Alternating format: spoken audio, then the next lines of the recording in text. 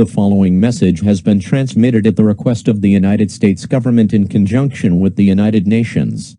Approximately 2 hours ago, millions of conflicting reports have come in from across the globe that people's dead family members, most of whom disappeared almost 2 months ago, have reappeared out of thin air. After an investigation, it was determined that there was a power surge of astronomical proportions across the globe. This was the same type of energy pulse created that caused people to disappear.